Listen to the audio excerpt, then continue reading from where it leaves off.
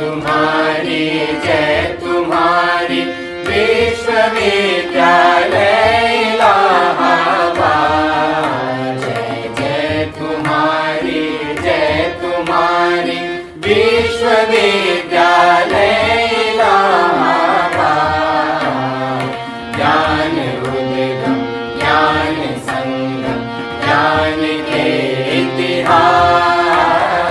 ज्ञान उद्गम ज्ञान संगम ज्ञान के इतिहास। शत शत नमन है विश्वविद्यालय इलाहाबाद। सुंदरम सत्यम शिवम अवधारणा। जय तुम्हारी विश्वविद्यालय इलाहाबाद। जय तुम्हारी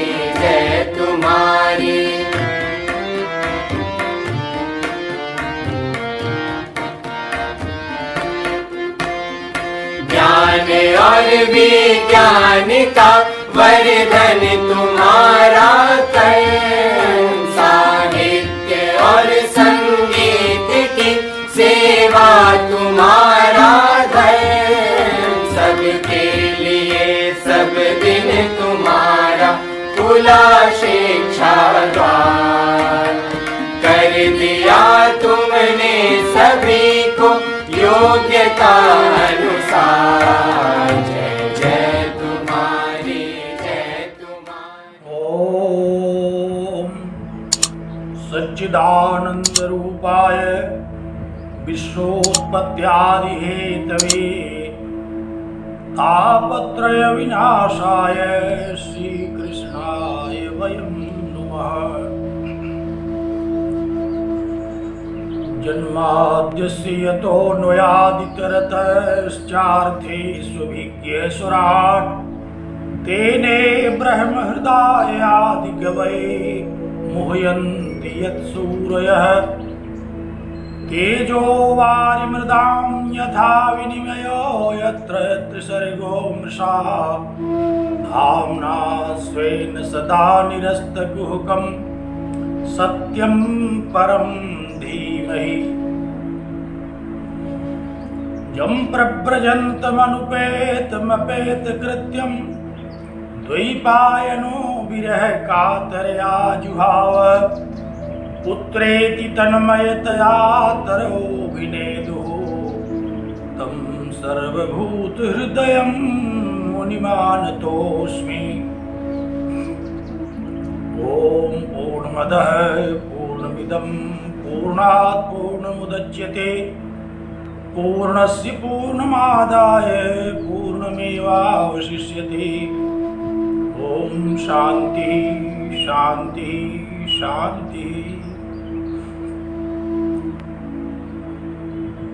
जगत विश्रुत इलाहाबाद विश्वविद्यालय प्रयागराज के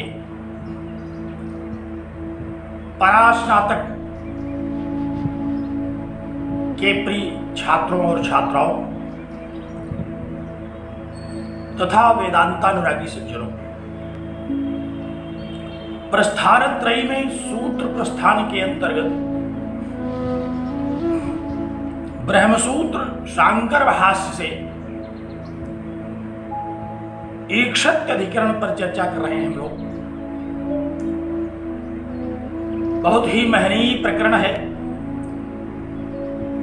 त्रिविध दुख को शांत करने वाला यह महनीय शास्त्र हम सब लोगों का, आप लोगों का परम कल्याण करे। इस मंगल कामना के साथ में आप सबको सस्नेह नमन करता हूं और उस नित्य शुद्ध बुद्ध मुक्त सत्य स्वभाव परम पिता परमेश्वर से यह प्रार्थना करता हूं कि आप सब लोगों की बुद्धि कुशाग्र हो, चित्त एकाग्र हो और इस महनीय शास्त्र को आप हृदयंगम कर सकें। आइए हम लोग ईक्षत्य अधिकरण पर ईक्षतेर ना शब्दम इस सूत्र के अंतर्गत श्रीमदादि जगत गुरु शंकराचार्य कृत प्रसन्न गंभीर भाष्य के अनुसार चर्चा को आगे बढ़ाएं। आप स्मरण करें, चित्त एकाग्र करें अपना। विगत व्याख्यान में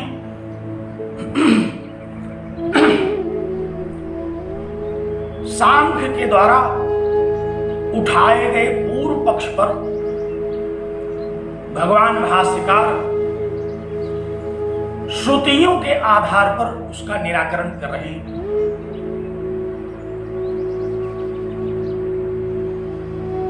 सांख्य सिद्धांत के अनुसार त्रिगुणात्मिका प्रकृति इस जगत का कारण है।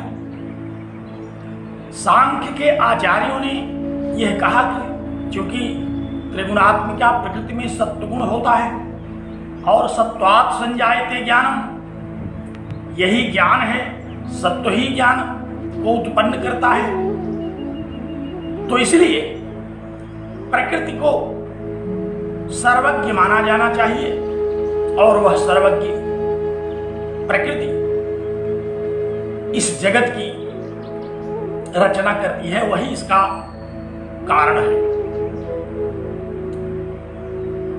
और महत्त्व से लेकर के पंच महाभूत पर्यंत सभी सृष्टि के आयाम इसी प्रकृति से विकसित होते हैं। यह प्रकृति ही अपने आप को इस जगत के रूप में प्रस्तुत करती है, इसलिए यह सर्वशक्तिमान भी है। तो यह प्रकृति सांख्य के अनुसार सर्वशक्तिमान भी है और सर्वज्ञ भी है। बड़े विस्तार से सांख्य के पूर्व पक्ष का हम लोगों ने भगवान भाष्यकार के शब्दों में श्रवण किया और अब भगवान भाष्यकार के ही शब्दों में उसका निराकरण सुन रहे हैं। सांख्य की इस मान्यता को अस्वीकार करते हुए भगवान भाष्यकार ने कहा कि प्रकृति में सत्वगुण के रहने के कारण वह सर्वज्ञ नहीं हो जाएगी। चैतन्य के अभाव में प्रकृति में रहने वाला वह सत्वगुण सर्वज्ञ नहीं कहा जा सकता, क्योंकि सर्वज्ञ माने सर्वम जानाति इति सर्वज्ञ है। जो सब कुछ जानता है वह सर्वज्ञ है। श्रुतियों में हम लोगों ने अनेकधा इस विषय पर श्रवण किया है।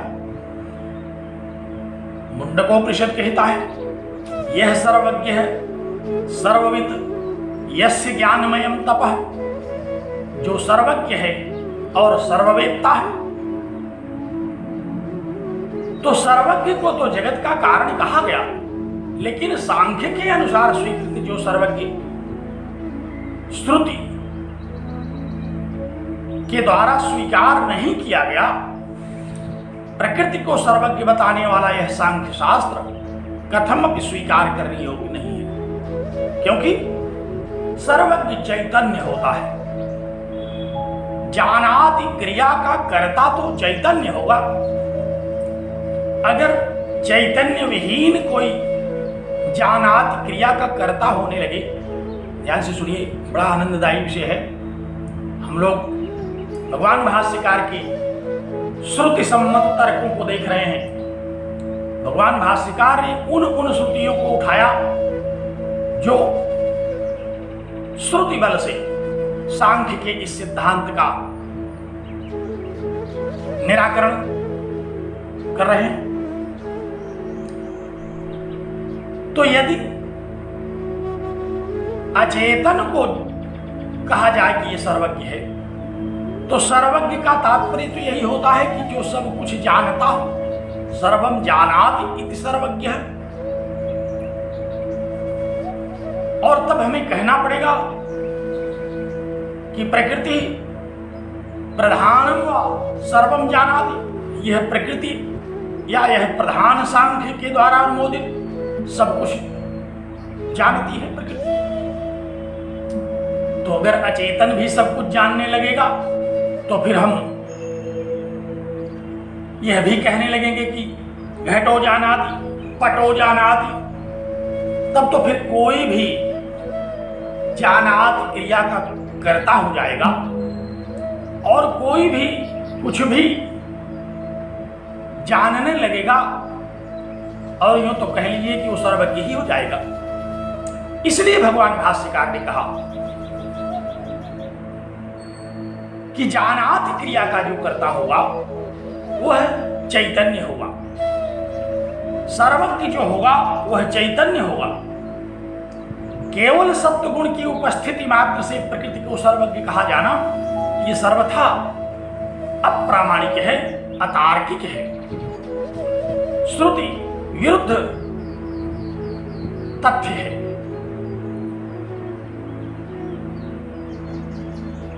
और सांख्य के द्वारा जब यह कहा गया कि इसी सत्वगुण के बल पर योगी सर्वज्ञ हो जाते हैं, अतीत अनागत विषयों का ज्ञान हो जाता है योगियों को, जो घटनाएं बहुत पहले घट चुकी हैं अथवा जो घटनाएं भविष्य में घटने वाली हैं, अभी घटी भी नहीं, उनको भी योगी लोग जान जाते हैं इसी सत्वगुण के बल पर। भगवान भाष्यकार ने उनका निराकरण करते हुए कहा कि नहीं, योगियों में चैतन्य होता है, वह चैतन्य सर्वज्ञ हो जाता है।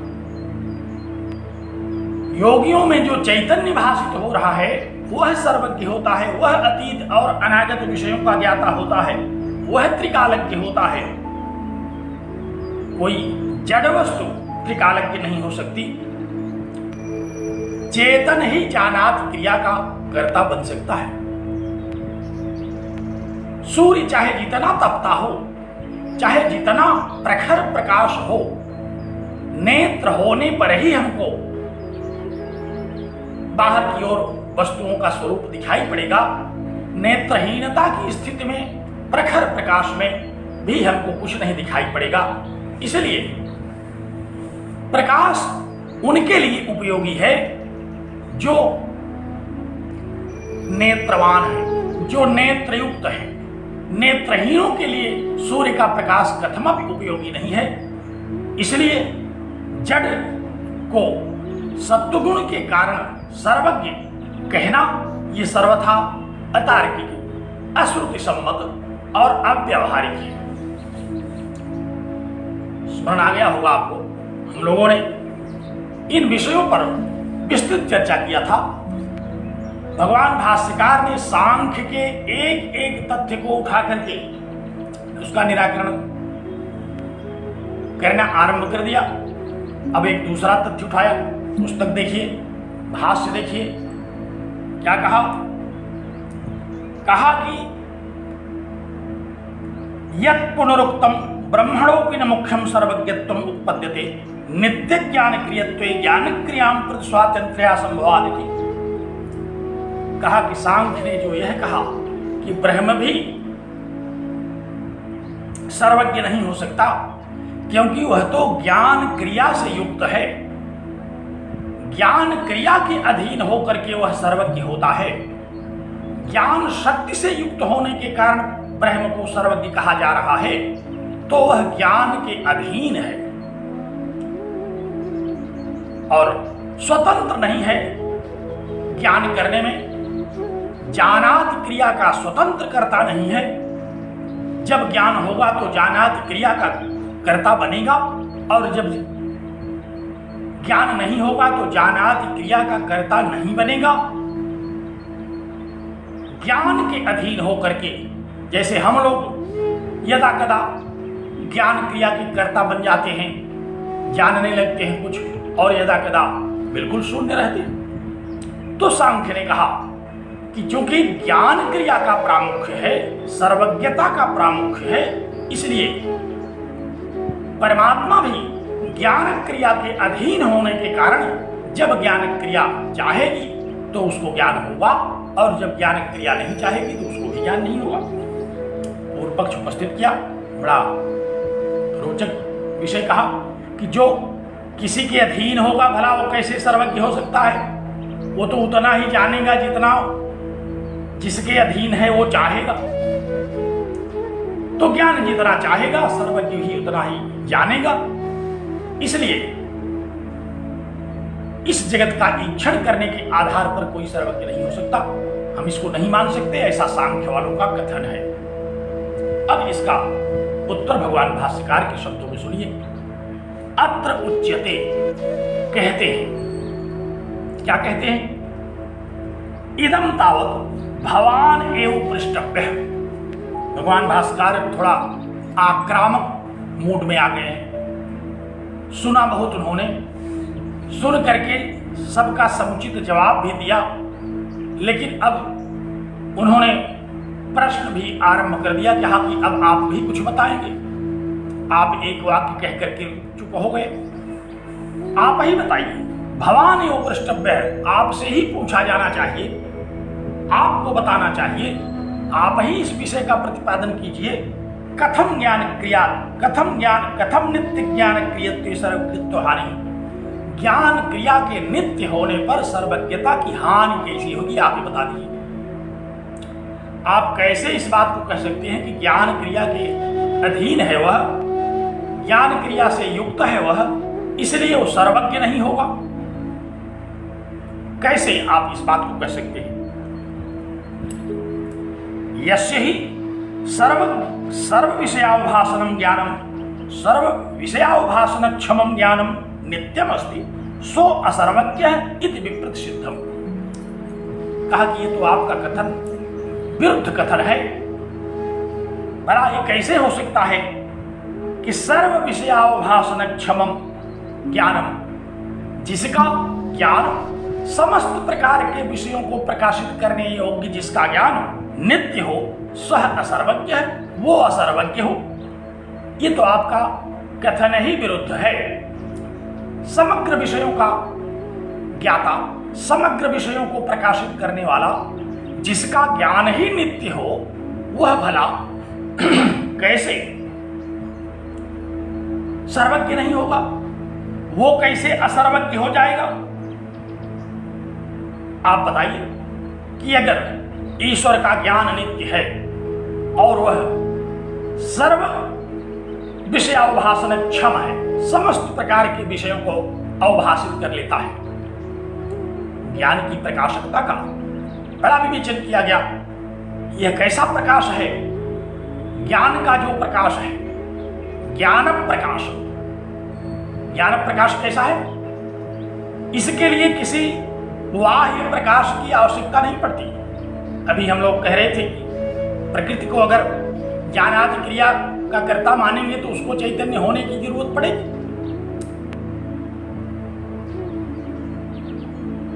किसी नेत्रयुक्त व्यक्ति को ही प्रकाश की जरूरत पड़ेगी। अगर कोई नेत्रहीन व्यक्ति है तो उसके लिए प्रकाश की क्या आवश्यकता? उसके लिए तो ज्ञान प्रकाश की आवश्यकता है। जो नेत्रहीन है वो किस ज्ञान से युक्त होंगे, किस प्रकाश से उनको विषयों का अवभाषण होगा? उनके लिए ज्ञान प्रकाश है, जो उनके द्वारा विषयों को अवभाषित किया जाएगा, उनके द्वारा विषयों को प्रकाशित किया जाएगा, जो उन्हें अवगत होगा। ध्यान रखिए, यह ज्ञान एक ऐसा प्रकाशक तत्व है जिसको किसी बाह्य प्रकाश की आवश्यकता नहीं है। यह एक आभ्यंतर प्रकाश है जो समस्त प्रकार के विषयों को प्रकाशित करने में सक्षम है। आंख बंद करके हम लोगों को विषयों का यथार्थ बोध हो जाता है। कोई भी विषय जब हम समझते हैं तो आंख खोले रहना जरूरी नहीं है, क्योंकि वह ज्ञान के प्रकाश से प्रकाशित होता है। आप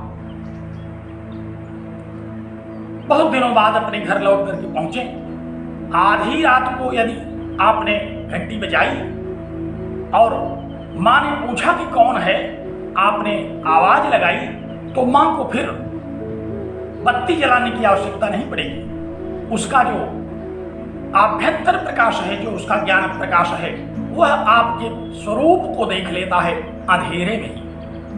तो अंधेरे में भी ज्ञान के द्वारा विषयों को प्रकाशित किया जा सकता है। तो ज्ञान तो एक ऐसा प्रकाश है जिसके लिए किसी बाह्य उजाला की, किसी प्रकाश की आवश्यकता नहीं है। तो ऐसे अद्भुत ज्ञान से युक्त होने वाला जिसके पास ज्ञान की नित्य क्षमता है, नित्य शक्ति है, उसको आप कह रहे हैं कि वह असर्वज्ञ है, तो कैसे वह असर्वज्ञ है, आप ही इस बात को बता दें। हाँ, अगर ज्ञान अनित्य होता, अगर ज्ञान की शक्ति अनित्य होती, तब तो अनित्यत्व ही ज्ञान से कदाचित जानाति कदाचित न जानाति इत्यसर्वज्ञत्वं स्यात्। कहा कि अगर ज्ञान की शक्ति अनित्य होती, तब तो यह प्रश्न उठ सकता था कि कदाचित वह जानता है, कदाचित नहीं जानता है, तब उसकी सर्वज्ञता पर अंगुली उठाई जा सकती थी। लेकिन जिसकी ज्ञान शक्ति नित्य है, उसको भला असर्वज्ञ कैसे कहा जा सकता है? आप बताइए। नासव ज्ञान नित्यत्वे दोषोस्ति। ज्ञान का नित्य होना सर्वज्ञता के लिए किसी भी प्रकार से दोष नहीं है। ये आप जड़ हैं, आप नेत्रहीन हैं, आप अचैतन्य हैं, इसलिए आपको ऐसा प्रतीत हो रहा है कि ज्ञान नित्य क्रिया के होते भी वह चैतन्य स्वरूप परमात्मा असर्वज्ञ होगा। यह आपको ऐसा प्रतीत हो रहा है क्योंकि आप चैतन्य ही नहीं हैं। लेकिन जो चैतन्य होगा, जिसके साथ चैतन्य शक्ति और सर्वज्ञ होने की शक्ति होगी, सर्वज्ञ ज्ञान शक्ति नित्य होगी, भला वह कैसे कदाचित जानाति कदाचित न जानाति इस स्वरूप में होगा। इसलिए नासव ज्ञान नित्यत्वे दोषोस्ति। ज्ञान के नित्य होने पर यह दोष नहीं उठ सकता कि वह परमात्मा असर्वज्ञ है, वह सर्वज्ञ ही है। ज्ञान नित्यत्वे, ज्ञान विषय है, स्वातंत्र व्यपदेशो नोपपद्यते इति चेत्। अगर आप यह कहें कि ज्ञान के नित्य होने पर भी वह ज्ञान करने में नित्य स्वतंत्र नहीं है, वह निरंतर ज्ञान नहीं करता रहता, जब ज्ञान होगा तो ज्ञान करेगा, जब ज्ञान नहीं होगा तो ज्ञान नहीं करेगा, कहते हैं नहीं। अगर आप ऐसा कहते हो तो ऐसी बात नहीं है। आप देखिए, प्रतत उष्ण प्रकाशे की सवितरी दहति प्रकाशयति स्वतंत्र विपदेश दर्शनात्। कहा कि निरंतर उष्ण रहने वाला, निरंतर प्रकाशित रहने वाला सूर्य के लिए ये कहा जाता है कि सूर्य प्रकाशित हो रहा है। सूर्य कभी प्रकाशित होता है, कभी प्रकाशित नहीं होता, ऐसी बात नहीं है, वह सतत प्रकाशमान है। उसी तरह से ज्ञान के नित्य होने पर परमात्मा सतत सर्वज्ञ है, उसकी सर्वज्ञता में किसी प्रकार का कोई दोष नहीं है। सांख्य ने कहा नहीं, सूर्य तो इसलिए प्रकाशित हो रहा है कि वह विषयों को प्रकाशित करता है, संसार को प्रकाशित कर रहा है। संसार प्रकाशित ही न होने वाला अगर उपस्थित होता तो वो किसको प्रकाशित करता? उसके लिए प्रकाश से विषय है, इसलिए वह प्रकाशित कर रहा है। सूर्य को, सूर्य प्रकाशक है और यह संसार प्रकाश्य है। लेकिन वह जिस सर्वज्ञ की आप चर्चा कर रहे हैं, वह तो उस समय अद्वैत था, अकेले था, जब यह जगत ही नहीं था, तो उसके लिए क्या प्रकाश से था? किसको वह प्रकाशित करता था? उसके ज्ञान का क्या विषय था? किसके विषय में उसने ईक्षण किया? इसलिए सांख्य ने कहा कि सूर्य का दृष्टांत यहां आप दे रहे हैं तो वह उपयोगी इसलिए नहीं है कि सूर्य को तो सतत प्रकाश से मिल रहा है, वह किसी को प्रकाशित कर रहा है, उसके लिए जगत की सत्ता है, जगत प्रकाशित हो रहा है और सूर्य प्रकाशक है। लेकिन जब जगत की उत्पत्ति ही नहीं हुई थी, तब वह ईक्षण कर रहा था, तो उसके ईक्षण का क्या विषय था? उसके संकल्प का क्या विषय था? उसके विचार का क्या कर्म था? किस विषय में वह किस जगत की रचना करने जा रहा था जो जगत था ही नहीं?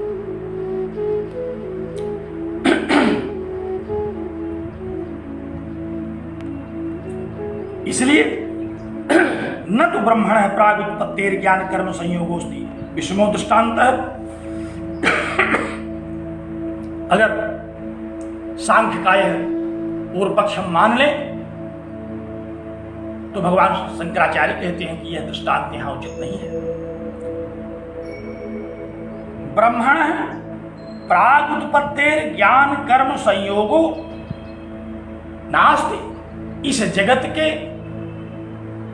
उत्पत्ति के पूर्व ब्रह्म के लिए ज्ञान का कोई कर्म नहीं था, ईक्षण का कोई कर्म नहीं था, इसलिए वह सर्वज्ञ नहीं हो सकता, ऐसी बात नहीं है। इसलिए वह ईक्षण नहीं कर सकता, ऐसा नहीं हो सकता। इसलिए वो विचार नहीं कर सकता कि मैं एको हम बहुत श्याम, ऐसी बात नहीं हो सकती। कहा ऐसा नहीं हो सकता न। कहा क्यों नहीं हो सकता? कहा असत्यपि कर्मणि सविता प्रकाशते इति। कोई कर्म न हो प्रकाश योग्य, प्रकाश से कोई वस्तु न हो तो भी सविता प्रकाशते, तो भी सूर्य तो प्रकाशित होता रहता है। सूर्य इसलिए नहीं प्रकाशित हो रहा है कि उसको प्रकाशित करना है किसी को, सूर्य का स्वभाव है प्रकाशित होना। तो सविता प्रकाशते इति कर्तृत्व व्यपदेश दर्शनात्, यहाँ सविता प्रकाशते, यहाँ सविता का कर्तृत्व है प्रकाशक क्रिया के साथ, इसलिए उसको किसी कर्म की आवश्यकता नहीं है, उसको किसी प्रकाश विषय की आवश्यकता नहीं है कि कुछ विषय इकट्ठे हो जाएं तब हम प्रकाश करना शुरू करें, ऐसा आवश्यक नहीं है सूर्य के लिए। एवं इसी प्रकार असत्य ज्ञान कर्मणि ब्रह्मण, इसी तरह से इस जगत की उत्पत्ति के पहले परमात्मा के ज्ञान का कोई कर्म भले नहीं है, परमात्मा के लिए विचार का कोई विषय भले नहीं है, परमात्मा को ईक्षण किए जाने के लिए कोई विषय भले प्राप्त नहीं है, तथापि ईक्षण क्रिया का कर्ता तो वह है ही। भले जगत नहीं है उस समय, भले आपकी दृष्टि में उसको कोई विषय नहीं मिल रहा है विचार का, लेकिन वह ईक्षण क्रिया का कर्ता तो है। और श्रुति क्या कह रही है? श्रुति यही तो कह रही है कि उसने ईक्षण किया, उसने विचार किया, कोई विषय जगत की उत्पत्ति के पहले नहीं है, आपकी दृष्टि में नहीं है। लेकिन क्योंकि आप जड़ हैं, आप चैतन्य नहीं हैं, इसलिए आपको लगता है कि कोई उस समय विचार का विषय नहीं है, कोई ज्ञान क्रिया का कर्म नहीं है, ऐसी बात नहीं है। कहा कि वह तो ज्ञान क्रिया का करता है। कर्मापेक्षायाम तो ब्रह्मण ईक्षित्युक्तम श्रुतयः सुतरामुपन्ना। कहा कि कर्म की अपेक्षा है उसको, वह कर्म की अपेक्षा में ईक्षण कर रहा है। कर्म बाह्यवर्ती भी हो सकता है, कर्म विचारवर्ती भी हो सकता है। ईक्षण क्रिया का कर्म तो विचार में होगा, संकल्प में होगा।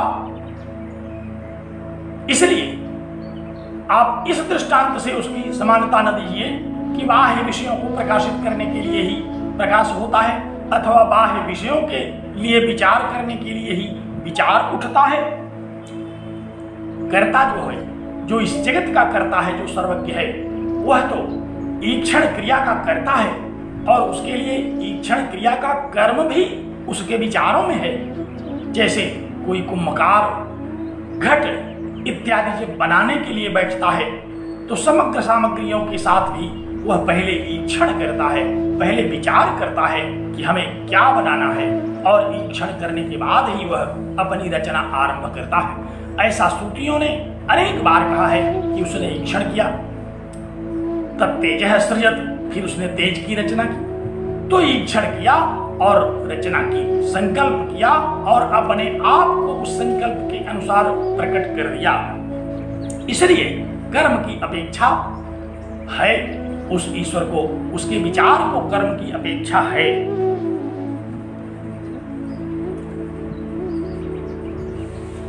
बड़े ध्यान से सुना सांख्य वालों ने, सुन करके एक प्रश्न सूझा उनको, एक आशंका सूझी सांख्य वालों ने। कहा अच्छा, जगत उत्पन्न नहीं हुआ फिर भी ईक्षण के लिए विषय उनको मिल गया, जगत का अस्तित्व नहीं आया और उन्होंने जगत के विषय में विचार किया, विषय ही नहीं है और विचार आरंभ, किस विषय पर विचार किया, कौन सा कर्म है वह जिसके विषय में संकल्प किया, पूछा, जिज्ञासा की, प्रश्न किया। कहा किम पुनस्तत् कर्म, वह कौन सा कर्म है? यत प्राग उत्पत्ते है, जो कि इस जगत की उत्पत्ति के पहले ही ईश्वर ज्ञान से विषयो भवति इति। इस जगत की उत्पत्ति के पहले ही ईश्वर के ज्ञान का विषय हो गया। वह कौन सा कर्म है? ईक्षण क्रिया का वह करता तो है, लेकिन ईक्षण क्रिया का कर्म कहां है? जगत ही नहीं उत्पन्न हुआ तो कर्म कहां है? कौन सा वह कर्म है? अब आप यही बता दीजिए। सांख्य ने सोचा कि जैसे ही बताएंगे ये कर्म, वैसे ही हम कह देंगे कि जगत तो उत्पन्न हो चुका था, प्रकृति ने जगत को उत्पन्न कर रखा है। इसलिए पूछा, कहा कि वह कौन सा कर्म है? पुनस्तत्कर्म किम कर्म, वह कौन सा कर्म है जिसका ईक्षण किया? ईक्षण क्रिया का कर्म क्या है? ईक्षण क्रिया का कर्ता तो है वह, और ईक्षण क्रिया सकर्मक क्रिया है, तो सकर्मक क्रिया का कोई कर्म होना चाहिए। वह कौन सा कर्म है जिसका ईक्षण किया गया ईश्वर के द्वारा? भगवान भाष्यकार कहते हैं कि तत्वान्यत्वाभ्याम अनिर्वचनीय नाम रूपे अव्याकृते व्याचकीर्षिते इति ब्रूमः। भगवान भाष्यकार ने कहा कि इति ब्रूमः, मैं बता रहा हूं, जोर जोर से बता रहा हूं, आप नहीं सुन पा रहे हैं। क्या बता रहे हैं?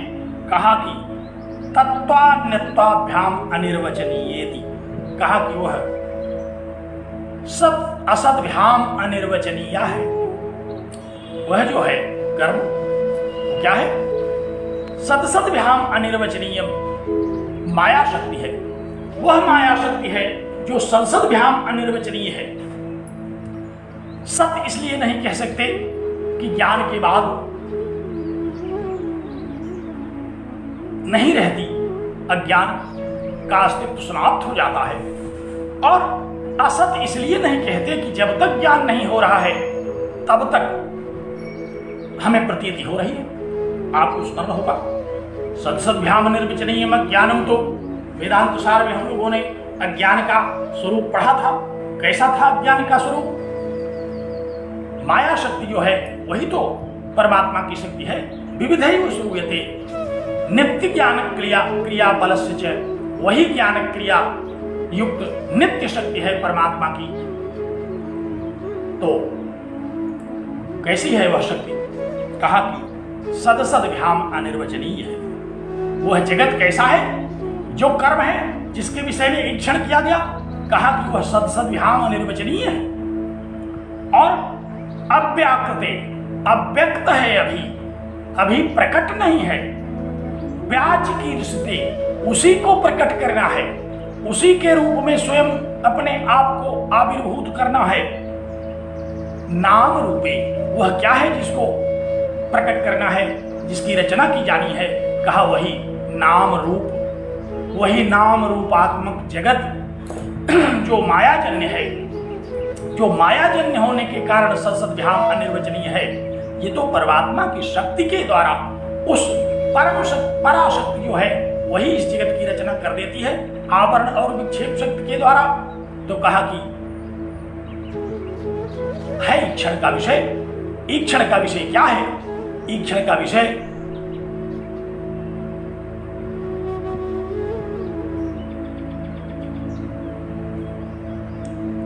विषय सत्सद्भ्याम अनिर्वचनीय जगत है। ईक्षण का विषय वह जगत है जो अभी अव्यक्त है, जो अभी विचार में है। और ईक्षण का विषय वह है जो अव्यक्त नाम रूपात्मक है, परंतु व्याचकीर्षिते, उसको प्रकट किया जाना है। तो ईक्षण का कर्म है, ज्ञान क्रिया का कर्म है। इस जगत की उत्पत्ति के पहले भी ईक्षण क्रिया का कर्म उपस्थित है। इति ब्रूमः, ये बता रहा हूं। आपको ये नहीं समझ में आया कि इच्छित क्रिया का कुछ कर्म होगा ही? उस परमात्मा के द्वारा ईक्षण किया गया और उसका कोई कर्म नहीं है, उसका कर्म है ना, वही कर्म है उसका, जो सत्सद्भ्याम अनिर्वचनीय जगत है, जो इस माया शक्ति के द्वारा उत्पत्ति किए जाने योग्य है, जो माया शक्ति के कारण हमको प्रतीत होता है, और जो सत भी नहीं है, असत भी नहीं है, बल्कि सत और असत के रूप में अनिर्वचनीय है। फिर भी हम उसका अन्य रूपों में निर्वचन कर सकते हैं, करते ही है। केवल दो रूपों में निर्वचन नहीं करते, सत नहीं कह सकते और असत नहीं कह सकते। मिथ्या तो कह सकते हैं, उत्पत्ति विनाशशाली तो कह सकते हैं, यह जगत हमारी प्रतीति का विषय बन रहा है, हम इसको तो कह सकते हैं, हमें प्रतिभास के रूप में यह प्रतीत हो रहा है, हम इसको तो कह सकते हैं। यह हमारे ईक्षण का, हमारी दृष्टि का कर्म है। यह जगत जो कैसा है, कहा कि नाम रूपात्मक जगत है, जो सत्य नहीं है, इसलिए कि जब हमें परमात्मा का यथार्थ बोध होगा तो यह प्रतिभास समाप्त हो जाएगा। असत इसलिए नहीं है कि हमारी प्रतीति का विषय अनादिकाल से बनता चला आ रहा है, इसलिए हम इन दो शब्दों के द्वारा इसका कथन नहीं कर सकते। सत्य नहीं है या असत नहीं है, अन्य बहुत सारे शब्द हैं ऐसे जिनके द्वारा हम इस जगत की रचना कर, इस जगत की प्रशंसा करते हैं। बहुत सुंदर है जगत, बड़ा रमणीय है जगत, बहुत आनंददायी है जगत, बंधन का कारण है जगत। जगत के विषय में तो हम लोग बहुत सारा निर्वचन करते हैं, बहुत सारे शास्त्र लिख दिए गए जगत के विषय में, दिन रात अहर्निश जगत की हम विचारणा करते रहते हैं। तो जगत तो है ही, लेकिन दो शब्दों के द्वारा वह जगत कहा नहीं जा सकता, इसीलिए उसको भगवान भाष्यकार कहते हैं कि संसद विहाम अनिर्वचनीय है। वह अद्वैत वेदांत का संसद विहाम अनिर्वचनीय जगत है, वही संसद विहाम अनिर्वचनीय माया ज्ञान अविद्या है, जो कि अज्ञान पर्यंत प्रतीति का विषय बनती है और अज्ञान दूर होने पर प्रतिभास समाप्त हो जाता है। तो ऐसा वह ईक्षण का विषय तो है ही, विचार का विषय तो यह जगत है ही, इस पर तो हम विचार कर ही सकते हैं। हाँ, केवल दो शब्दों के द्वारा इसके अस्तित्व का बखान नहीं कर सकते। हम यह नहीं कह सकते कि ये नित्य सत है, हम ये नहीं कह सकते कि ये असत है, पुष्प आकाश कुसुम की तरह, क्योंकि मिथ्या है, ये उत्पत्ति विनाशशाली है, व्यवहार काल में सत्य है, अनादिकाल से लेकर के अनंत काल तक जब तक हमें परमात्म तत्व का यथार्थ ज्ञान नहीं हो जाएगा, तब तक इस प्रकृति का, इस संसार का, इस व्यवहार का हमको व्यावहारिक ज्ञान तो होता रहता है। इसलिए यह है तो इसके होने की कोई होने के विषय में संदेह नहीं किया जा रहा है, इसके अस्तित्व के विषय में संदेह नहीं किया जा रहा है, लेकिन ये कैसा अस्तित्व है, ये अस्तित्व ही मिथ्या है। स्वप्न की तरह, जैसे स्वप्न का अस्तित्व है, जब तक हम स्वप्न देखते हैं तब तक वह सत्य रहता है, उसी तरह से इस जगत का अस्तित्व है। जब तक हम परमात्मा का यथार्थ अपरोक्ष नहीं कर लेते, तब तक यह जगत हमको प्रतीति का विषय बनता है, विचार का विषय बनता है, चिंतन का विषय बनता है, बंधन का विषय बनता है, सुख और दुख का विषय बनता है, पुनर्जन्म का विषय बनता है। तो विषय तो है, इसलिए कहा कि तत्वान्यत्वाभ्याम अनिर्वचनीय नाम रूपे अव्याकृते, अव्याकृत है यह जगत उत्पत्ति के पहले, सदसद्भ्याम अनिर्वचनीय है यह जगत, और व्याज कीर्षिते संकल्प के द्वारा इसको प्रकट किया जाना है। यही ईक्षण क्रिया का कर्म है, यही ईक्षण क्रिया का, जानात क्रिया का कर्म है। इति भूमः, ये मैं कह रहा हूं, इसको नोट कर लीजिए, इसको समझ लीजिए, दोबारा इस प्रकार की शंका मत उठाइए। बड़ी मजबूती से भगवान भाष्यकार ने समझाया, कहा और आप उस चैतन्य का खंडन कर रहे हैं जिसका भी आप बखान कर रहे थे, कह रहे थे कि योगी सर्वज्ञ हो जाते हैं। तो योगी कैसे सर्वज्ञ हो जाते हैं? योगी क्या जड़ है? योगी तो चैतन्य है। कहा यत् प्रसादात ही योगी नाम अतीतानागत विषयम प्रत्यक्षम ज्ञानम इच्छन्ति योग शास्त्र विदः। कहा कि योग शास्त्र वेत्ता जो लोग हैं, वे जिसके प्रसाद मात्र से, जिसकी कृपा मात्र से अतीत और अनागत विषयों का प्रत्यक्ष कर लेते हैं, उसके प्रत्यक्ष ज्ञान की इच्छा करते हैं। योगी लोग योग साधना किस इच्छा से करते हैं? वो चाहते हैं कि हमको अतीत का भी ज्ञान हो जाएगा और अनागत जो भविष्य है उसका भी ज्ञान हो जाएगा। इसी इच्छा से तो वो योग साधना करते हैं। और आप ही के सांख्य वालों से कहा कि आप ही के सिद्धांतों को मानने वाले योग शास्त्री लोग हैं, जिन्होंने कहा कि ईश्वर है, क्लेश कर्म विपाका से परामृष्ट है पुरुष विशेष ईश्वर है। उनको ईश्वर की सत्ता को मानना पड़ा। उन्होंने ईश्वर के अस्तित्व का निराकरण नहीं किया, खंडन नहीं किया। उन्होंने कहा कि ईश्वर प्रणिधान के द्वारा भी योग सिद्ध हो सकता है। ईश्वर की कृपा से भी योग सिद्धि हो सकती है। तज्जपस्तदर्थ भावनम, उस परमात्मा के जप से, उसकी भावना करने से, उसकी भक्ति से भी योग की सिद्धि हो सकती है। वह परमात्मा ही हमें उस सिद्धि को प्रदान कर देता है जिससे हम योगी हो जाते हैं। 8 सिद्धि नवनिधि के सुख का दाता है वह। तो जब सभी सिद्धियों को वह प्रदान कर देता है अपनी कृपा से, जब योगी लोग उसकी कृपा से अतीत और अनागत विषयों के ज्ञानी हो जाते हैं, तो फिर किमुत वक्तव्यम तस्य नित्य सिद्धस्य ईश्वरस्य सृष्टि स्थित संहति विषयम नित्य ज्ञानम भवति इति। कहा फिर उस परम तत्व परमात्मा के नित्य ज्ञान स्वरूप के विषय में तो कहना ही क्या है। जब उसके प्रकाश मात्र से, उसके प्रसाद मात्र से, उसकी कृपा मात्र से योगी लोग सर्वज्ञ हो जाते हैं, समस्त प्रकार की सिद्धियों को प्राप्त कर लेते हैं, तो जिसकी कृपा से योगियों को समस्त प्रकार की सिद्धियां प्राप्त हो जाती हैं, उन परमात्मा की नित्य ज्ञान शक्ति के विषय में तो कहना ही क्या है, अर्थात कुछ कहा ही नहीं जा सकता। आपके बस का तो बिल्कुल कुछ कहना नहीं है, हम लोग तो थोड़ा बहुत कह ही रहे। तो इस प्रकार भगवान भाष्यकार ने नित्य ज्ञान क्रिया शक्ति से युक्त है परमात्मा, सर्वज्ञ शक्ति से युक्त है परमात्मा। उसकी सर्वज्ञ शक्ति के द्वारा इस जगत का संकल्प लिया गया, इस जगत का ईक्षण किया गया। यह सांख्य वालों को भगवान भाष्यकार ने अवगत कराने की चेष्टा की। और थोड़ी देर सुनते सुनते जब वो सब जान गए कि अब तो कोई शंका नहीं बचने पाएगी हमारी, सबका निराकरण हो जाएगा, तो चलने लगे। कहा नहीं, थोड़ा और सुनिए, अभी आपकी कुछ शंकाएं और हैं। कहा क्या है? कहा यदप्युक्तम, आपने एक बात और कही है। क्या कहा है? कहा प्राग उत्पत्तेर ब्रह्मण शरीरादि संबंध मंत्रेण ईक्षित्वम अनुपन्नम इति। आपने कहा है कि जगत की उत्पत्ति के पहले, शरीर की उत्पत्ति के पहले ब्रह्म कैसे सर्वज्ञ होगा?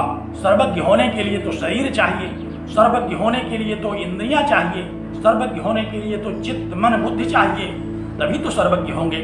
आपने ये भी कहा है, आपने कहा था शरीरादि संबंध मंत्रेण, शरीर रहे बिना ईक्षण नहीं किया जा सकता। और अद्वैत वेदांत का परमात्मा असंग है। बिनु पद चरे सुने बिनु कारण, वह तो बिना पैर के चलता है। अपाणिपाद हो जौनो गृहीता, तो बिना शरीर के कैसे ईक्षण होगा? आपने कहा था थोड़ी देर पहले कि बिना शरीर के तो ईक्षण हो नहीं सकता, बिना शरीर के विचार हो नहीं सकता, बिना शरीर के जानात क्रिया का कर्ता हुआ नहीं जा सकता। आपने ये भी कहा था। और प्राग उत्पत्ति, जगत की उत्पत्ति के पहले जब शरीर ही नहीं उत्पन्न हुआ था तो ब्रह्म कैसे सर्वज्ञ हो गया? जब शरीर ही नहीं था तो कैसे वह अल्पज्ञ भी नहीं हो सकता? सर्वज्ञ की कौन कहे? बिना शरीरधारी संसार में कोई ऐसा दिखाई पड़ा जिसके पास शरीर ना हो और वो सर्वज्ञ होकर के व्याप्त हो गया हो? आपने ऐसा कहा। क्यों कहा आपने ऐसा? कहा न तच्चोद्यमोत्तरति, ये तो कहने ही योग्य विषय नहीं है, ये कहा ही नहीं जा सकता जो आपने कह दिया। बहुत कठोर शब्दों में अब भगवान भाष्यकार ने समझाना शुरू किया। कहा ये आप जो कह रहे हैं कहना ही नहीं चाहिए आपको, ये कहा ही नहीं जा सकता। क्यों नहीं कहा जा सकता?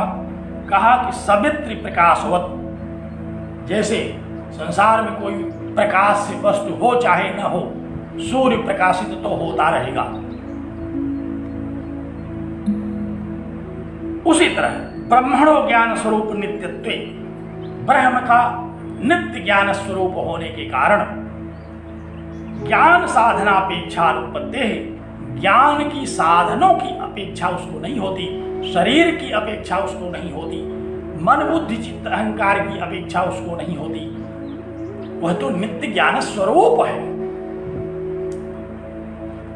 इन शरीरों को ज्ञान की आवश्यकता होती है। इस मन बुद्धि चित्त और अहंकार को चैतन्य से प्रतिबिंबित होने के बाद कुछ ज्ञान होता है। ज्ञान को किस शरीर की आवश्यकता, ज्ञान को किस इंद्रिय की आवश्यकता? जो नित्य ज्ञान स्वरूप है उसको किसी साधन की आवश्यकता नहीं होती। इसलिए आपने यह जो कहा कि शरीर के बिना कैसे उसने ईक्षण किया, असंग होकर के निर्गुण होकर के कैसे उसने ईक्षण किया, ये तो आप कह ही नहीं सकते, ऐसा तो आपको कहना ही नहीं चाहिए, तो बहुत ही गड़बड़ बात है। क्योंकि ज्ञान स्वरूप जो है, जो अज्ञानी लोग हैं उनको ज्ञान की जरूरत है, उनको शरीर की जरूरत है। हम लोगों को बहुत सारी वस्तुओं की जरूरत है, पुस्तक चाहिए, चश्मा चाहिए, कॉपी कलम चाहिए, स्याही दवात चाहिए, ट्यूशन चाहिए, और आज की इस परिस्थिति में हमको आभासी कक्षा के लिए कुछ संयंत्र चाहिए, तो हम लोगों को चाहिए क्योंकि हम लोग अज्ञानी हैं। लेकिन जो नित्य ज्ञान स्वरूप है उसको किसी साधन की आवश्यकता नहीं है, किसी शरीर की आवश्यकता नहीं है, किसी इंद्रिय की आवश्यकता नहीं है। अपि च अविद्यादिमतः संसारिणः शरीराद्यपेक्षा ज्ञान उत्पत्ति स्यात्। कहा कि तो जो संसारी लोग हैं, अविद्यादिमतः अज्ञानी लोग जो हैं, उनको शरीर इत्यादि की अपेक्षा होती है, उनको शरीर और इंद्रियों की जरूरत पड़ती है ज्ञान करने के लिए। नित्य ज्ञान स्वरूप उस परमात्मा को भला कौन सी आवश्यकता है, किस शरीर की आवश्यकता है, किस वस्तु की आवश्यकता है, उसको किसी इंद्रिय की, किसी शरीर की, किसी वस्तु की आवश्यकता नहीं है। इसलिए न ज्ञान प्रतिबंध कारण रहित ईश्वर से, लेकिन जो ज्ञान प्रतिबंध रहित है, जिनको ज्ञान नहीं मिल रहा है, ज्ञान को आप प्रतिबंध लगाने वाले तमाम काम क्रोध लोभ मोह मद मत्सर अज्ञान जड़ता शरीर में रहने वाले तीनों गुण, ये ज्ञान के प्रतिबंधक है। ये जहां होते हैं जिन शरीरों में, उनको ज्ञान की आवश्यकता होती है, उनको साधन की आवश्यकता होती है, उनको शरीर और इंद्रियों की आवश्यकता होती है। लेकिन जो नित्य ज्ञान स्वरूप है, जो 100% केवल ज्ञान ही ज्ञान है, जिसमें उसको भला क्या सूर्य को ईंधन की आवश्यकता है, क्या सूर्य को पेट्रोल डीजल की आवश्यकता है, क्या सूर्य को आग की आवश्यकता है, क्या सूर्य प्रकाश करने के लिए किसी साधन की खोज करता है? बिना किसी साधन के सूर्य है तपति, सूर्य प्रकाशित होता है। तो उसी तरह से परमात्मा भी नित्य ज्ञान स्वरूप है। वह नित्य ज्ञान स्वरूपवान होने के कारण इच्छा कर सकता है, उसको किसी शरीर की, किसी इंद्रिय की आवश्यकता नहीं होती।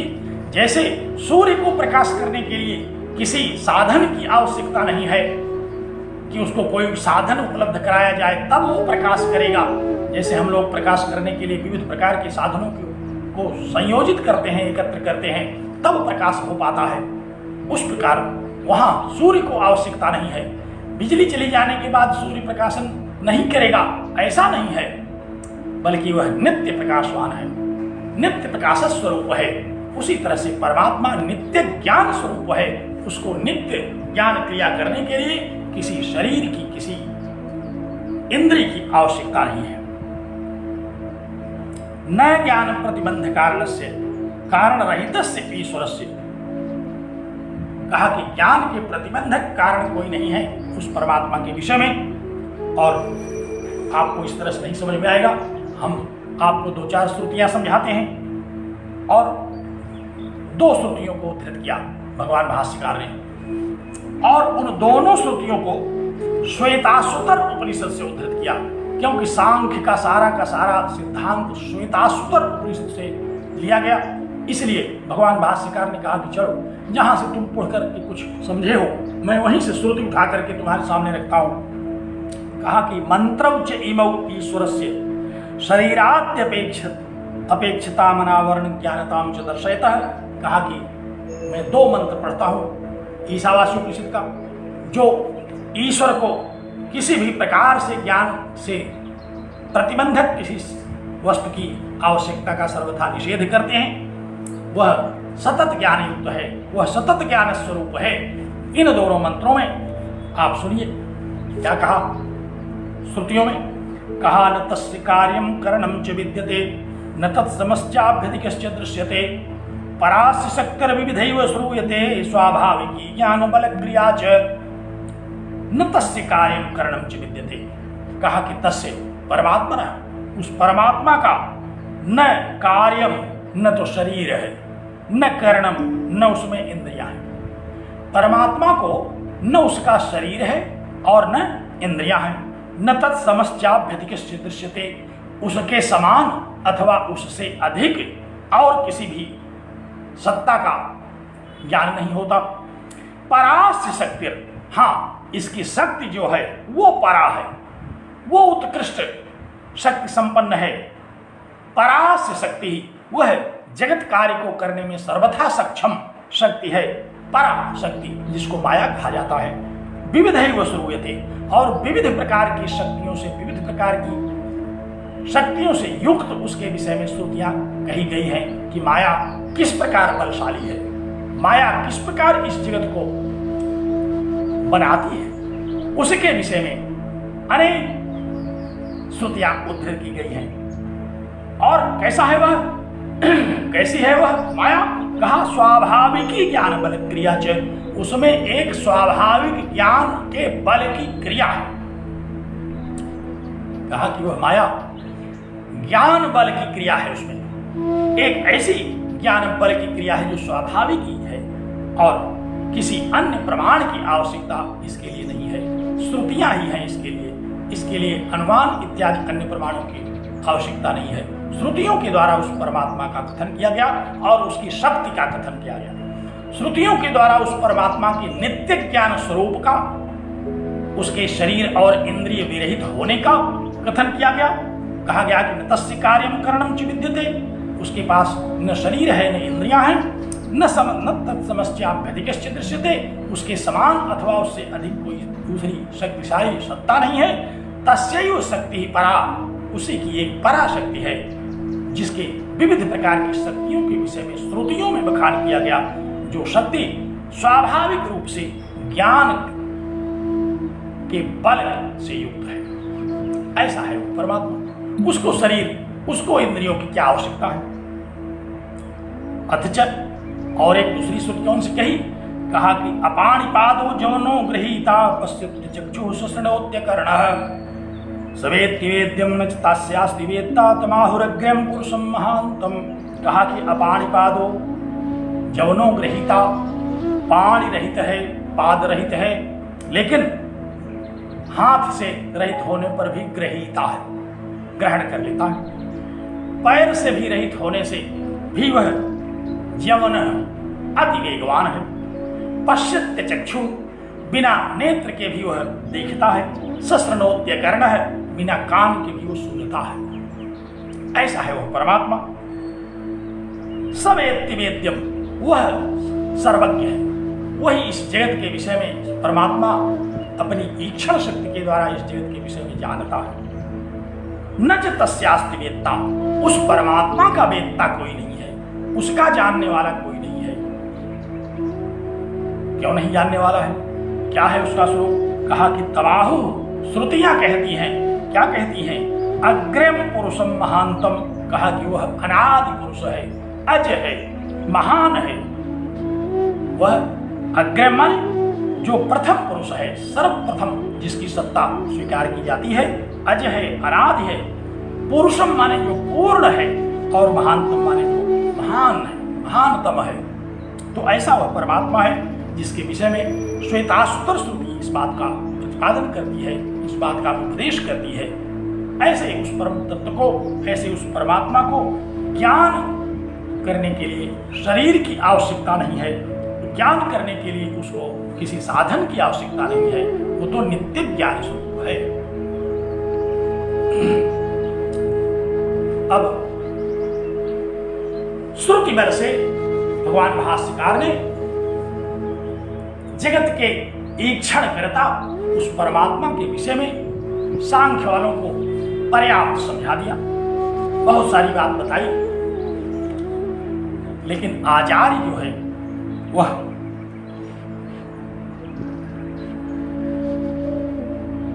आचार्य होता है।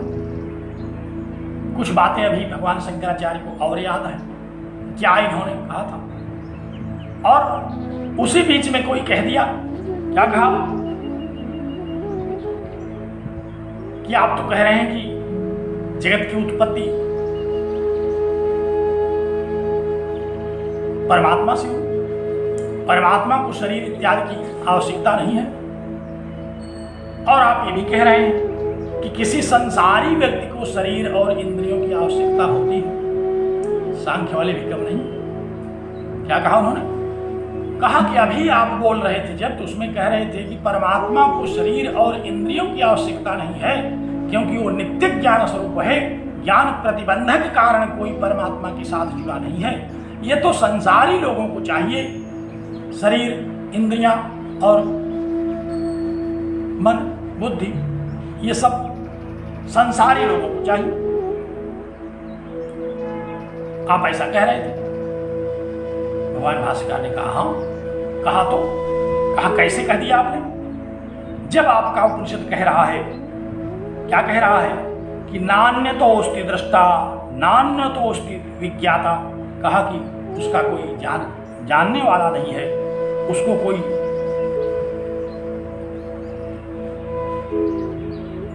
देखने वाला नहीं।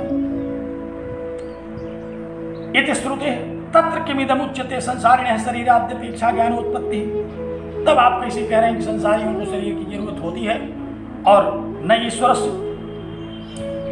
जब कुछ है ही नहीं, संसारी भी नहीं है, केवल आत्म तत्व सत्य है, तो फिर आप ये क्यों कह रहे हैं कि शरीर इंद्रियों की आवश्यकता तो होती है, संसारी लोगों को, अज्ञानियों की जरूरत पड़ती है? इसका तात्पर्य हुआ कि उसकी भी सत्ता है। एक और आप कह रहे हैं कि नान्य तो दृष्टा, कोई है ही नहीं उसके अतिरिक्त। दूसरी ओर आप कह रहे हैं कि ज्ञान के लिए संसारी लोगों को शरीर और इंद्रियों की आवश्यकता होती है। आप अपनी ही श्रुति का स्वयं अपलाप कर रहे हैं, स्वयं उसका अनादर कर रहे हैं। तत्र किमिदम उच्यते, कहते हैं कि संसारिणः शरीराद्यपेक्षा ज्ञानोत्पत्ति ही नहीं ईश्वरस्य। भगवान भाष्यकार ने कहा कि संसारी को शरीर इत्यादि की आवश्यकता होती है ज्ञान की उत्पत्ति के लिए, नहीं ईश्वरस्य, ईश्वर को नहीं। अत्र उच्यते, अब इसका विस्तार से विवेचन करते हैं। क्या कहते हैं? कहते हैं सत्यम, मैंने सत्य कहा। नेश्वरादन्य संसारी, ईश्वर के अतिरिक्त कोई संसारी नहीं है, ईश्वर के अतिरिक्त और कोई है ही नहीं। तथापि फिर भी क्या? कहा देहादि संघातोपाधि संबंध इष्यते। कहा कि लेकिन जब तक ज्ञान नहीं हो जाएगा परम तत्व का, तब तक कहाँ यह बोध होता है कि ईश्वर के अलावा और कुछ नहीं है।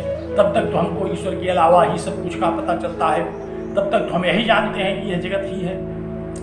जब परमात्मा को जान लेंगे तब हमारी श्रुतियां कह रही है कि नेश्वरादन्य है, ईश्वर के अतिरिक्त और कुछ नहीं है। लेकिन ये कब? जब ईश्वर को हम समझेंगे। जब तक हम ईश्वर के अज्ञान से युक्त हैं, जब तक हम परमात्मा ज्ञान से रहित हैं, तब तक तो हमें अज्ञान के कारण मिथ्या जगत की प्रतीति होती ही रहती है। कैसे? कहा कि जैसे घट करक गिरि गुहाद उपाधि संबंध है व्योमनः, जैसे आकाश अनेक उपाधियों से युक्त होकर के विविध रूपों में देखा जाता है।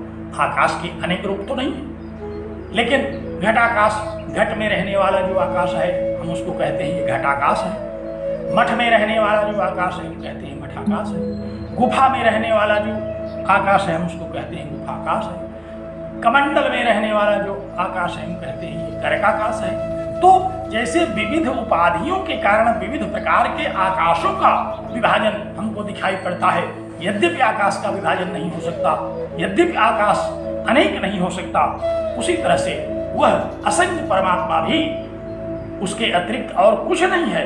फिर भी अज्ञान के कारण, अविद्या के कारण, आवरण और विक्षेप शक्तियों के कारण हम शरीर और जीव इन सारी उपाधियुक्त वस्तुओं को तो देखते ही हैं। कहा कि तत्कृतश्च शब्द प्रत्यय व्यवहार लोकस्य दृष्टा।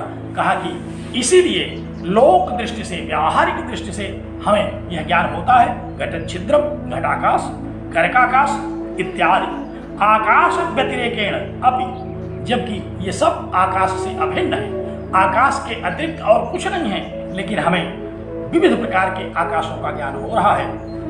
तो यह भेद मिथ्या है जैसे, उसी तरह से परमात्मा में होने वाले जो विविध भेद दिखाई दे रहे हैं वे भी मिथ्या है।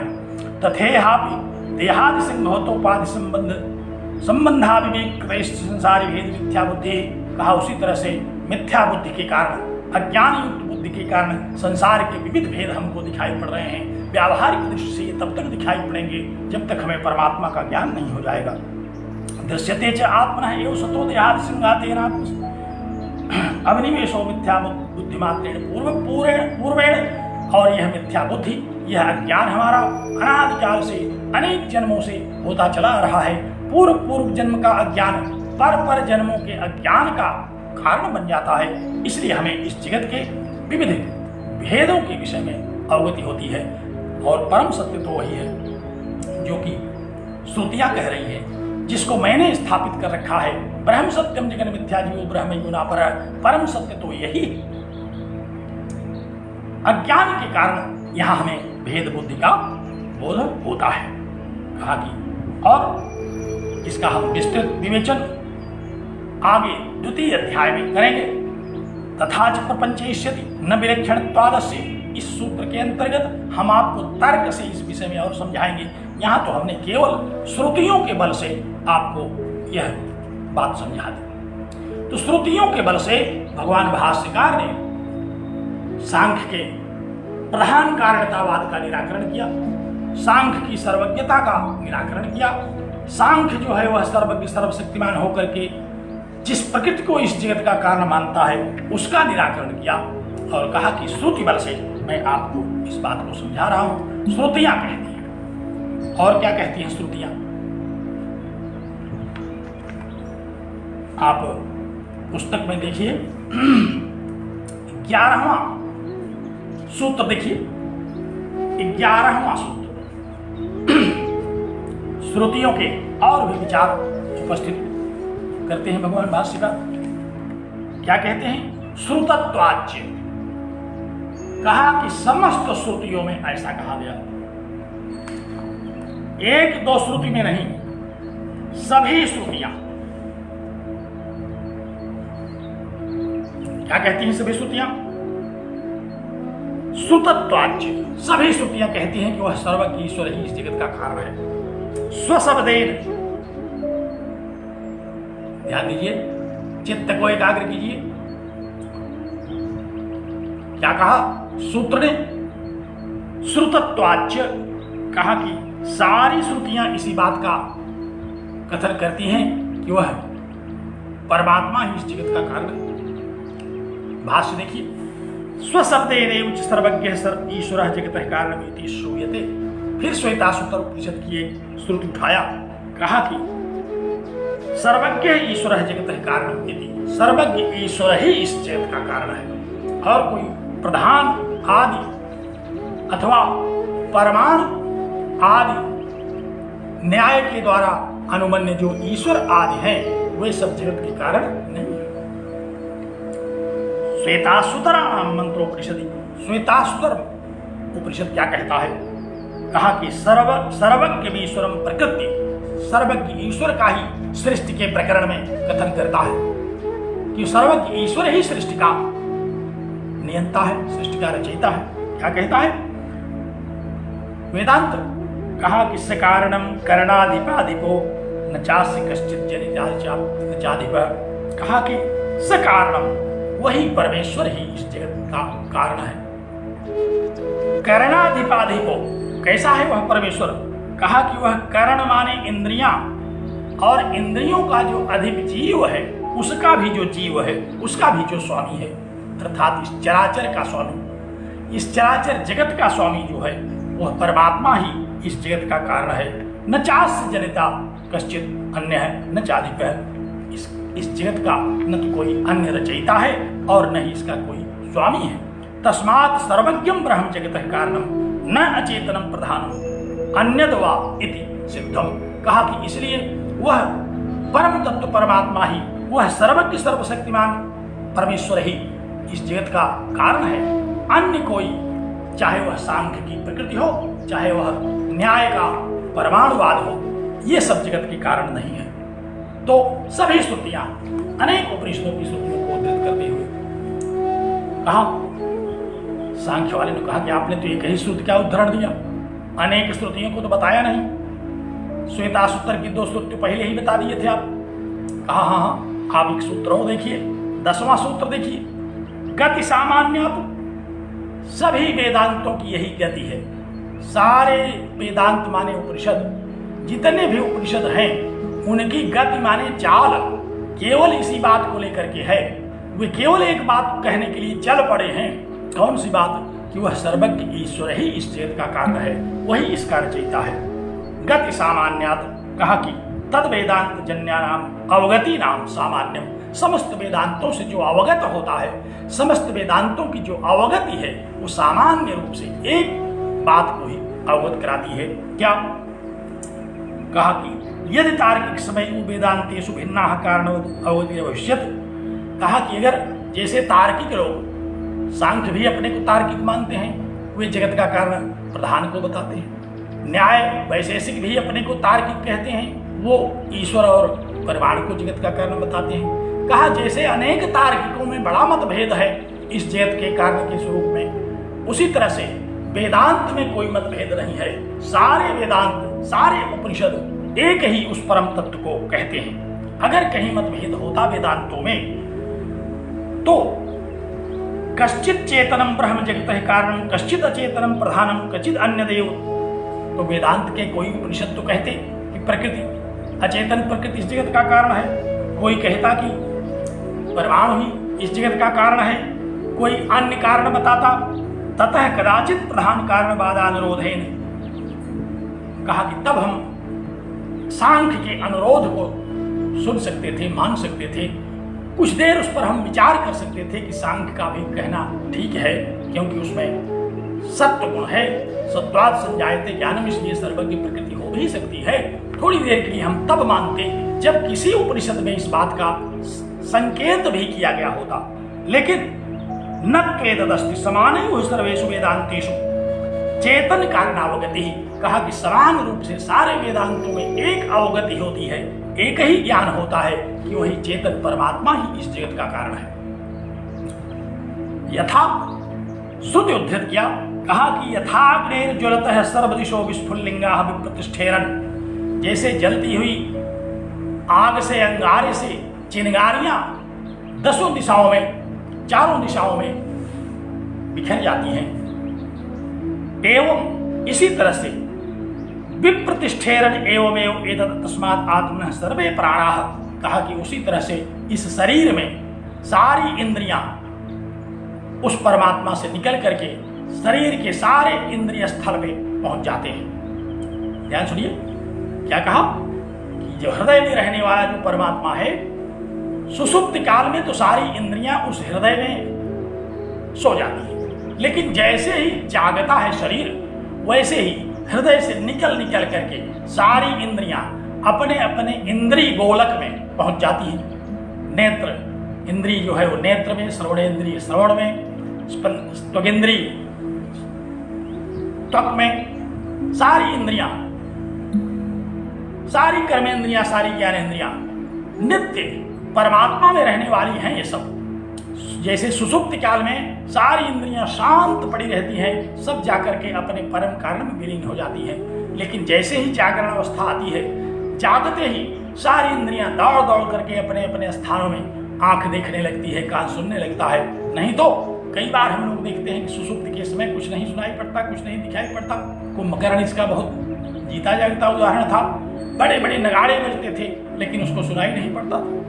तो सुषुप्त काल में सारी इंद्रियां उस परमात्मा में ही विलीन हो जाती हैं। और जैसे ही जागृत होता है तो कहा कि सर्वे प्राणाः, प्राण शब्द यहाँ इंद्रिय के अर्थ में आया। तो सर्वे प्राणाः यथायतनम, आयतनम माने शरीरे, शरीर में विप्रतिष्ठन्ते, अपने अपने स्थानों में वह जाकर के स्थित हो जाता है। प्राणेभ्यो देवाः। कहा कि और जब इंद्रियां अपने अपने स्थान में स्थित हो जाती हैं तो सभी इंद्रियों के अपने अपने जो देवता हैं, जैसे नेत्रेंद्रिय इत्यादि के देवता सूर्य हैं, ये सब आकर के इंद्रियों को शक्ति प्रदान करते हैं। इंद्रिय माने शक्ति। इंद्रिय माने शक्ति, इंद्र से इंद्रिय शब्द बना। इंद्रिय माने शक्ति। आंख में देखने की शक्ति होगी तभी आंख को इंद्रिय कहा जाएगा। कान में सुनने की शक्ति होगी तभी कान को इंद्रिय कहा जाएगा। कई बार हम लोग देखते हैं अस्पतालों में बड़ी बड़ी आंखें लेकर के लोग घूम रहे हैं, दिखाई नहीं पड़ता। तो इंद्रिय क्या है? इंद्रिय तो एक शक्ति है। बड़े बड़े कान लेकर घूम रहे हैं, सुनाई नहीं पड़ता। क्या ये जो कान दिखाई पड़ रहा है चश्मा रखने के लिए बनाया गया है, ये इंद्रिय है?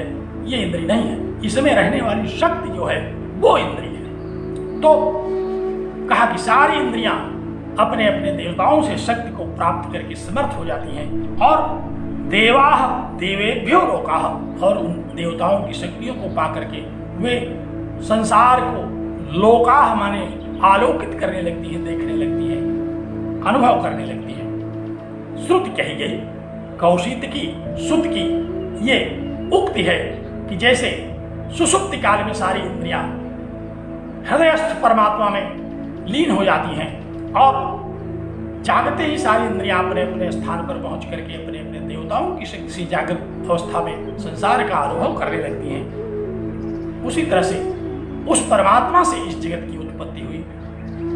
और तैत्तिरीय उपनिषद ने क्या कहा? तस्माद् वा एतस्माद् आत्मनः आकाशः सम्भूतः। उस परमात्मा से ही यह आकाश पैदा हुआ। आकाशात् वायु, वायुरग्नि, अग्निरापः। क्रमशः समस्त महाभूत उस परमात्मा से ही उत्पन्न हुए, उसकी माया शक्ति के ही द्वारा उत्पन्न किए गए। आत्मत एव इदं सर्वम, छांदोग्य कह रहा है कि आत्मा से ही यह सब कुछ उत्पन्न हुआ। इति च आत्मनः एष प्राणो जायते, आत्मा से ही यह प्राण उत्पन्न होता है, यह हिरण्यगर्भ उत्पन्न होता है। तो इति च आत्मनः कारणत्वं दर्शयन्ति सर्वे वेदांताः, सारे वेदांत इस प्रकार से उस परम तत्व परमात्मा से ही इस जगत की उत्पत्ति का कथन करते हैं। अगर किसी वेदांत में कोई भी मतभेद होता तो एक बार हम सांख्य के विषय में विचार कर सकते थे, लेकिन समस्त वेदांत एक मत से इसी विषय का प्रतिपादन कर रहे हैं। महच्च प्रामाण्य कारण एतद् वेदांत वाक्यानां चेतन कारणत्वे समानगतित्वं चक्षुरादीनां रूपादिषु। कहा कि जैसे नेत्र से रूप ही दिखाई पड़ता है, नेत्र से देखने का ही काम होता है, कभी नेत्र से सुनाई नहीं पड़ता, कभी नेत्र से स्वाद का अनुभव नहीं होता। उसी तरह से चेतन कारणत्वे, चेतन परमात्मा से ही इस जगत की उत्पत्ति होती है। समान रूप से सारे उपनिषद इसी विषय का प्रतिपादन करते हैं। अतो गति सामान्यात् सर्वज्ञं ब्रह्म जगतः कारणम, इसलिए समान अवगति होती है सारे उपनिषदों से कि यह परम तत्व परमात्मा इस जगत का परम कारण है, यही अभिन्न निमित्तोपादान कारण है, वही सर्वशक्तिमान सर्वज्ञ ईश्वर ही चैतन्य स्वरूप परमात्मा इस जगत का कारण है। इसलिए सांख्य के द्वारा उक्त जो प्रकृति है, जो प्रधान है, उसको इस जगत का कारण नहीं माना जा सकता। तो इस प्रकार भगवान भाष्यकार ने अपने सूत्रों के द्वारा, श्रुतियों के द्वारा सांख्य के सिद्धांत का श्रुति बल से खंडन किया। इसके आगे की चर्चा मैं पुनः करूंगा। बहुत बहुत धन्यवाद आप लोगों को कि आप लोग इतनी देर से इस विषय को सुनने के लिए एकत्र हैं। तो आइए मंगलाचरण करते हैं। ओम पूर्णमदः पूर्णमिदं पूर्णात् पूर्णमुदच्यते पूर्णस्य पूर्णमादाय पूर्णमेवावशिष्यते। ओम शांति शांति शांति। नमो नमः।